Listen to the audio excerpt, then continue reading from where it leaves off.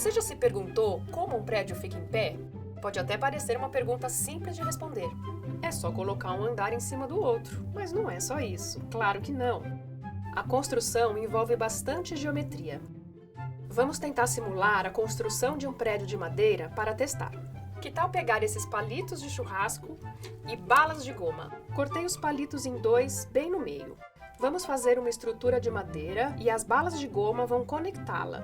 Uma figura que lembra um quadrado. Os pilares, as vigas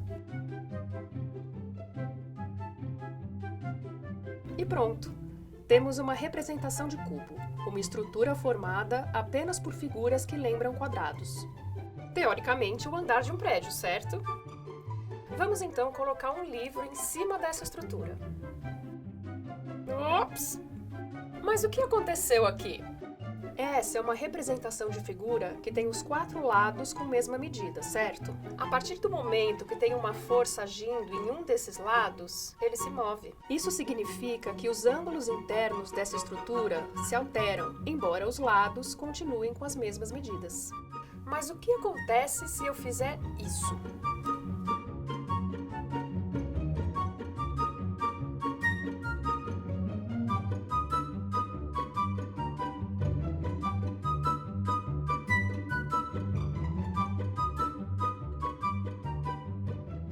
Viu?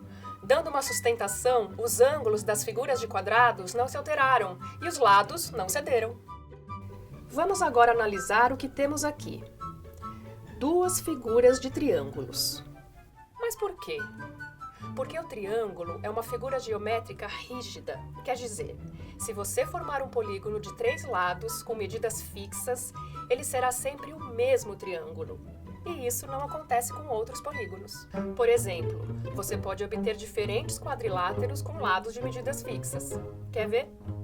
Essa é uma representação de quadrado feita de canudinho, um material mais flexível que a madeira. Como vimos, os lados de figuras quadradas, quando submetidos a forças laterais, se deformam. Esta é uma representação de triângulo, feita também de canudinho.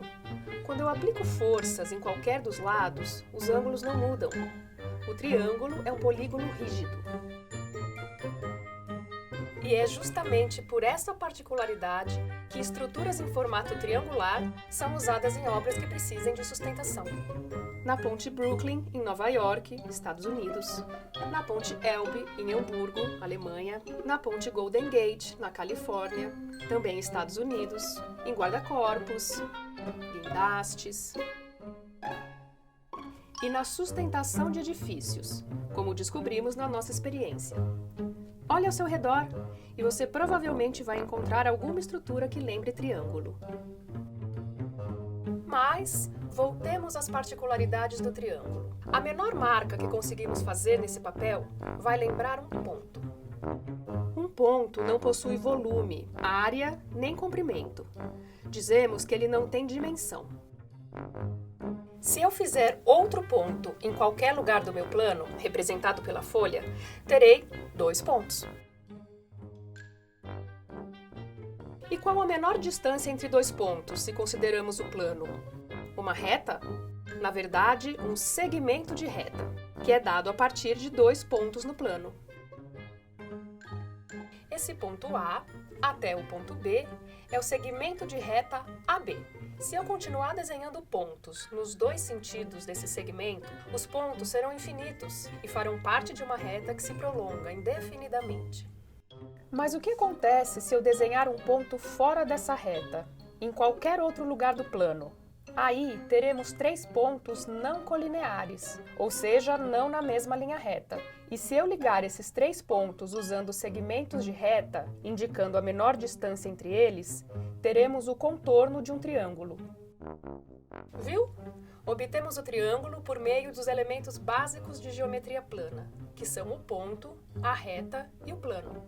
Uma figura geométrica simples, como é considerada por muitas pessoas, em se tratando de número de lados, porém de importância significativa para estruturas do nosso dia a dia.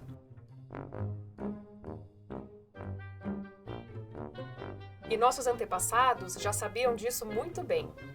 Eles já usavam o triângulo quando queriam construir estruturas que deveriam durar muitos anos, como os templos. Até hoje, sempre que precisamos de uma estrutura rígida de apoio, apelamos para o triângulo, para as coisas ou para a gente não cair para os lados.